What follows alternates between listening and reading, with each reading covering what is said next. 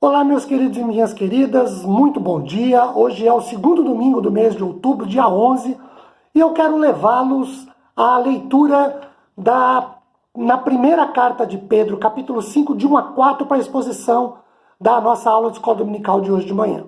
Rogo-vos, pois, aos presbíteros que há entre vós, eu, presbítero como eles, e testemunha dos sofrimentos de Cristo, e ainda coparticipante da glória que há de ser revelada, pastoreai o rebanho de Deus que há entre vós, não por constrangimento, por obrigação, mas espontaneamente, como Deus quer, nem por sorte da ganância, ou seja, querendo ganhar dinheiro em cima do povo, mas de boa vontade, nem como dominadores, aquelas pessoas que exercem autoridade sobre os outros que estão debaixo das suas ordens, dos que vos foram confiados, antes, tornando-vos modelos do rebanho.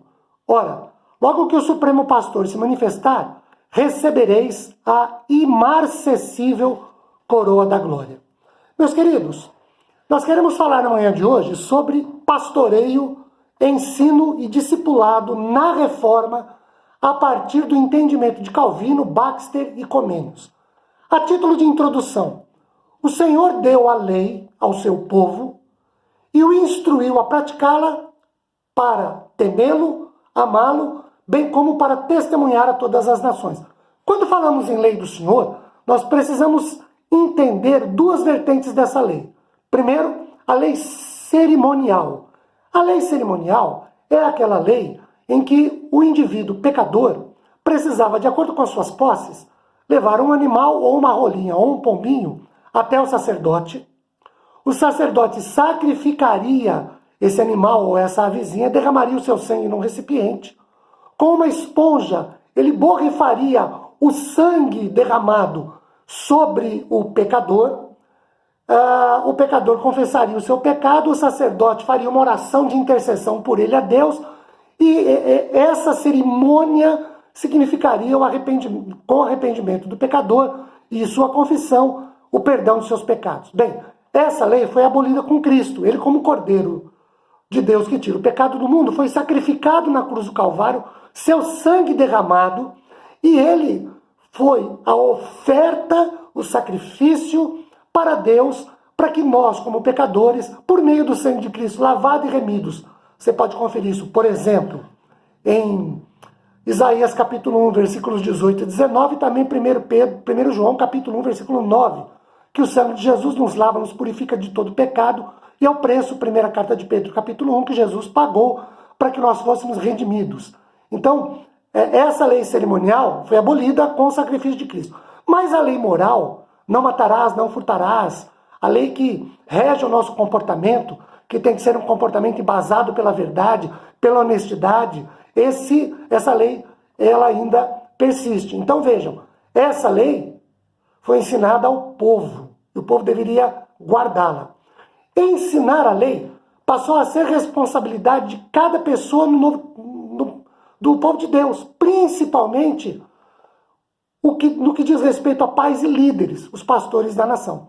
Como primeira divisão na nossa exposição de hoje, o ensino da Bíblia antes do século XVI, que é o século da Reforma. Nos primeiros anos da era cristã, surgiu a instrução integrada ao ensino nos lares e à adoração comunitária. Por exemplo, Atos capítulo 20, verso 20, e também 1 Timóteo capítulo 4, verso 13, fala-nos da necessidade do povo ensinar a palavra de Deus, aprender para ensinar a palavra de Deus. No segundo século, a instrução como preparação para a profissão de fé e batismo, ela existia num curso de 3 anos, ela consistia num curso de 3 anos.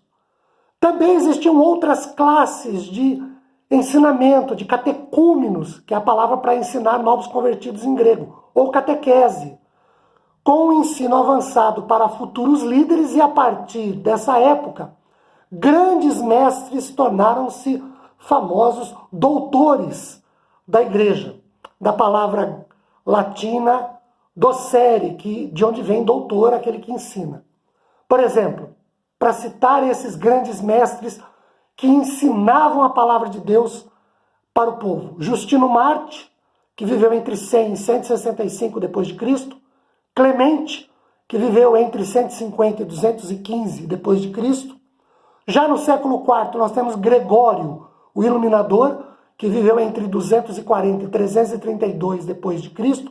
João Crisóstomo, que viveu entre 347 e 407 depois de Cristo, conhecido como João Crisóstomo Boca de Ouro, pela sua eloquência no pregar. Ele era mestre e pastor. E talvez o mais famoso de todos eles, Agostinho de Hipona, que viveu na África entre 354 e 430 depois de Cristo. É tido como o mestre do Ocidente. Seu pensamento influenciou o ensino principalmente e especialmente a reforma do século XVI. Nós, presbiterianos, somos calvinistas, ou seja, somos herdeiros da exposição doutrinária de Calvino, que foi o melhor expositor da doutrina e do pensamento teológico de Calvino, de Hipona, que por sua vez foi o melhor intérprete e expositor da doutrina de Paulo. Um outro expoente, Gregório Magno, que viveu entre 540 e 604. Ele acreditava que é primeiramente por meio do ensino que a igreja deve ser governada, e ele se dedicou à preparação de professores para esse ensino. Queridos, a reforma, ela ocasionou a maior das revoluções no ensino, nos lares, na igreja e na sociedade. Provavelmente por causa de sua insistência no ensino como um componente crítico do trabalho do pastor. Lutero enfatizou a centralidade da instrução doméstica. Philippe Melanchthon, sucessor de Lutero, sugeriu um dia por semana para a instrução religiosa nas escolas. E Calvino insistiu que os pastores eram mestres da fé e que os mestres deveriam ser pastores, e exigia que aprender a ensinar, ou seja, ter didática, faz parte do trabalho e do treinamento desses líderes, desses pastores. Depois do século XVI, século XVII, o ensino da Bíblia, por exemplo, com Comênios, que a gente já citou aqui, que viveu entre 1592 e 1670. Comênios era um pastor morável, um movimento de oração contínua de 24 horas.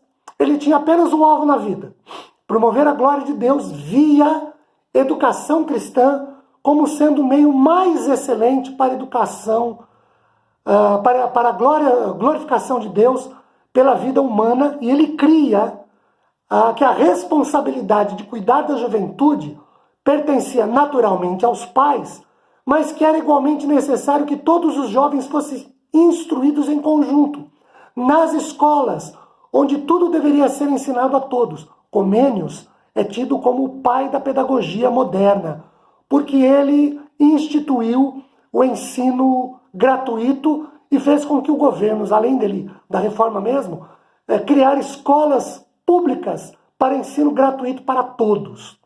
Um segundo expoente, Richard Baxter. Baxter, nós falamos sobre ele domingo passado. Ele viveu entre 1615 e 1691. Ele era um puritano inglês que mais se destacou na tarefa de ensinar as escrituras aos membros da sua igreja, discipulando com cuidado pastoral. Todos os cristãos são discípulos, ou seja, são alunos de Cristo. E a extensão do ensino deve seguir o modelo adotado por Jesus, ou seja, de multidões, lá em Marcos capítulo 6, versículo 34 e também o versículo 70. Jesus manda 70 de 2 em 2 para as cidades precedendo a sua chegada, e esses 70 de 2 em 2 iam pelos vilarejos, pelos caminhos, para ensinar a palavra antes de Jesus chegar, para Jesus confirmar depois esse ensinamento. Terceiro movimento nosso hoje, a Bíblia, o discipulado pastoral, batizando e ensinando. O pastor mestre, na visão de Calvino, era aquele que pastoreava e discipulava a sua igreja, pregando e ensinando. Tito capítulo 1, versos 5 e 9, fala do pastoreio da igreja como necessário para aqueles que são líderes. Em 2 Timóteo, capítulo 2, verso 2, Paulo diz para Timóteo assim: Timóteo, o que você aprendeu de mim, você chama homens idôneos, ensine a eles, para que eles ensinem a outros. Esse é o princípio do discipulado. Eu aprendo, ensino a outros, que aprendem de mim, que ensinarão a outros, que aprenderão deles, que ensinarão a outros, e assim sucessivamente. Meus queridos, a reforma protestante, ela enfatizou o ensino da Bíblia, primeiro em casa, depois nas escolas, o ensino religioso, nas escolas seculares, ou seja, nas escolas dirigidas pelo governo, e nas escolas bíblicas, ou nos seminários, nas instituições de ensino, preparando pessoas para a liderança da igreja.